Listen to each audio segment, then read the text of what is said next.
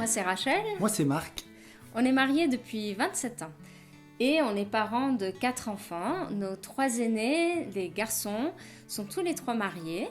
Et on a une fille, Naomi, qui a 18 ans. On est aussi grands-parents d'une petite Yael depuis quelques mois maintenant. Elle est née au printemps dernier. Et c'est une joie pour nous de pouvoir vous partager un peu comment nous avons vécu la famille, ce que Dieu dit sur la famille, la joie de vivre la famille. J'aimerais maintenant qu'on puisse lire dans Marc chapitre 10, versets 13 à 15. Nous voici sur un autre texte et un autre moment où les enfants se trouvent présents quand Jésus est en train d'enseigner aux adultes. On lui amena des petits-enfants afin qu'il les touchât. Mais les disciples reprirent ceux qui les amenaient. Jésus, voyant cela, fut indigné et leur dit « Laissez venir à moi les petits-enfants, et ne les en empêchez pas, car le royaume de Dieu est pour ceux qui leur ressemblent. Je vous le dis, en vérité, quiconque ne recevra pas le royaume de Dieu comme un petit enfant n'y entrera point. » Puis il les prit dans ses bras et les bénit en leur imposant les mains. Waouh, quelle scène! Là, on voit les disciples, je les appelle un peu les VIP, Very Important Person, c'est un peu les bodyguards de Jésus, et qui sont là, et puis des gens amènent des enfants pour que Jésus les touche, parce qu'il y a quelque chose de puissant. Quand Jésus nous touche, il y a quelque chose, on ressent son amour, sa puissance, on voit ce qui se passe, on voit que Jésus est quelqu'un de vrai, c'est pas un pharisien, c'est pas un chef religieux, c'est pas quelqu'un qui dit des choses et puis il regarde les gens d'en bas, non, il se met au niveau des gens. Même les enfants ont envie de s'approcher de lui. Et les disciples, ils sont là, oh les petits, allez jouer au ballon, allez un peu plus loin, laissez Jésus, là le grand maître est avec les adultes, et là c'est important ce qu'il fait. Et Jésus, quand il voit ça, il reprend ses disciples sévèrement. Quand c'est écrit que Jésus fut indigné, ça veut dire qu'il est en colère, il est vraiment furieux contre ses disciples qui empêchent des enfants d'être bénis par lui. Et il dit, ne les en empêchez pas, laissez-les venir vers moi. Et la scène qui se passe là, elle est juste extraordinaire. Jésus les prend dans ses bras et il les bénit. Il bénit les enfants. Je m'imagine la puissance qu'ils ont dû ressentir, ces enfants.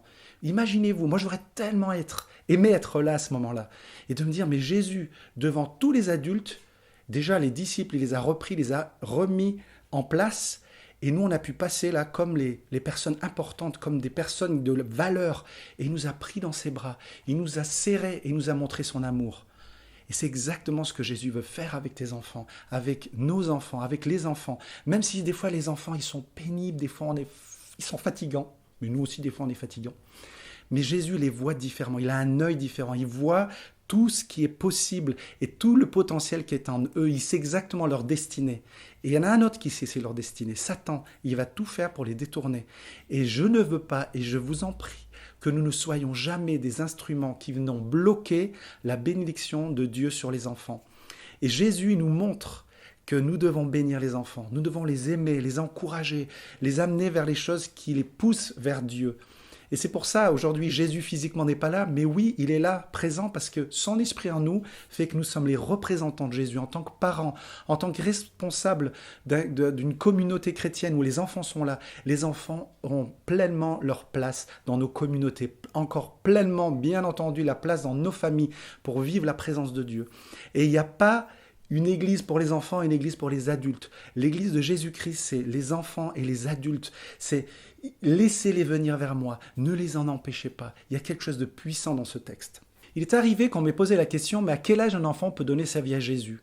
J'ai envie de dire, dès qu'il a une compréhension, dès qu'il peut ressentir l'amour de Dieu et il comprend qui est Jésus, le Saint-Esprit le révèle, il n'y a pas d'âge. Je veux dire, ma femme, Rachel, c'est à 4 ans, 3 ou 4 ans, elle a donné sa vie à Jésus. Est-ce qu'elle comprenait tout ? Non, elle ne comprenait pas tout. Mais elle a ressenti l'amour de Jésus. Elle a compris que Jésus l'aimait. Elle a dit, Jésus, je te donne ma vie. Notre fils Jonathan, il était très jeune quand il a donné sa vie. J'étais jeune aussi. Et il n'y a pas d'âge dans ce sens-là. Et de dire, non, on attend qu'ils comprennent plus. C'est déjà maintenant qu'il faut investir dans leur vie. J'ai envie de te poser la question, est-ce que toi, tu as compris tout de Dieu ? Non, moi non plus. Et les enfants non plus, on est en process. On est en train de grandir, apprendre à le connaître et vivre pour lui. J'aimerais vous lire un dernier texte qui est très important, qu'on connaît aussi. C'est dans Matthieu chapitre 21 et verset 12. Jésus entra dans le temple de Dieu. Il chassa tous ceux qui vendaient et qui achetaient dans le temple. Il renversa les tables des changeurs et les sièges des vendeurs de pigeons. Et il leur dit, il est écrit, ma maison sera appelée une maison de prière, mais vous en avez fait une caverne de voleurs. Ce qui se passe après, regardez bien, parce qu'il y avait du trafic dans le temple, et il y a toute une histoire, on ne va pas rentrer dans ce détail, mais c'est le bazar. Les gens ramassent leurs pièces, les pigeons s'envolent de partout, les brebis doivent courir de partout aussi. Imaginez-vous la scène. Mais regardez ce qui se passe. C'est incroyable ce qui se passe ensuite. Des aveugles et des boiteux s'approchèrent de lui dans le temple, et il les guérit, en sachant qu'il y a tout ce brouhaha et tout ce bazar. Mais les principaux sacrificateurs et les scribes furent indignés. C'est très intéressant le mot, on l'a retrouvé tout à l'heure, on va en reparler. À la vue des choses merveilleuses qu'il avait faites, et des enfants qui criaient dans le temple, « Hosanna au fils de David !» Ils lui dirent, « Entends-tu ce qu'ils disent, ces enfants ?» Ben oui, leur répondit Jésus. « N'avez-vous jamais lu ces paroles ? Tu as tiré des louanges de la bouche des enfants et de ceux qui sont à la mamelle. » Waouh, la scène qu'elle a est incroyable. Il y a un bazar pas possible dans le temple. Des boiteux, des aveugles viennent, ils sont guéris. Je m'imagine qu'ils sautent de joie et des enfants qui voient tout ce qui se passe sont en train de crier « Hosanna au fils de David !» Ils crient « Alléluia Jésus, t'es extraordinaire !» Et qu'est-ce que la religion, elle fait ? La religiosité, elle fait ? On le voit à travers les sacrificateurs, les scribes, c'est de dire « Tu entends ces enfants, ce qu'ils font et ce qu'ils disent ?» Et Jésus « Mais bien sûr, je sais, j'entends très bien ce qu'ils disent. » Ils étaient en train de glorifier Jésus parce qu'ils voyaient ce que Jésus était en train de faire.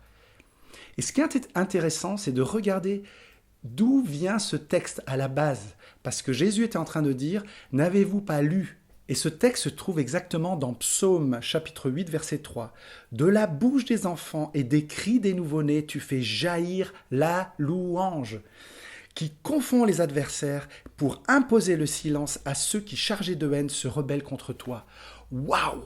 Là, c'est un sujet à part entière, mais quand des enfants louent Dieu, ça fait taire l'ennemi, ça confond l'adversaire. Parce que quand nous louons Dieu, c'est pas chanter, c'est plus que chanter, c'est de déclarer la grandeur de Dieu, déclarer qui il est. Quand nos enfants commencent à avoir cette atmosphère de louange autour d'eux, ils commencent à comprendre qui est Jésus, commencent à réaliser, mais moi aussi je peux louer Dieu, et ils commencent à louer Dieu, il y a quelque chose d'extraordinaire qui se passe. Et c'est ce qui se passait dans ce temple. Ils ont commencé à voir la gloire de Dieu à travers Jésus, et ils criaient « Hosanna au fils de David !» Et ça dérangeait les religieux. Et je vais vous dire, quand vous amenez les enfants à rentrer dans la présence de Dieu, ça va déranger la religiosité, ça va déranger les esprits religieux, parce que Jésus, il renverse nos mentalités. Je veux t'encourager vraiment à réaliser que les enfants peuvent et veulent et ont soif de Dieu. Et c'est à toi, c'est à moi, c'est à nous de leur donner cette faim et cette soif. Pas par le légalisme, comme on l'a déjà dit, mais par un cœur qui prie et qui cherche Dieu à dire comment je peux les amener à Jésus, de quelle manière je peux le faire. Et si jamais par notre vie on a scandalisé nos enfants, allons leur demander pardon. Allons et demandons pardon et dire j'ai pas agi comme je devais. Pardonne-moi mon fils, pardonne-moi ma fille, pardonne-moi tel un tel, tel un tel. Et revenez, il n'est jamais trop tard pour régler les choses, parce qu'on ne veut pas être un scandale pour nos enfants et les enfants qui nous entourent. Je veux juste t'encourager et de relire ces textes et de réaliser à quel point les enfants sont aimés et que Dieu a un regard incroyable sur leur vie. Sois encouragé, sois béni et fonce avec tes enfants, avec les enfants de ta communauté, à vivre la présence de Jésus. Merci.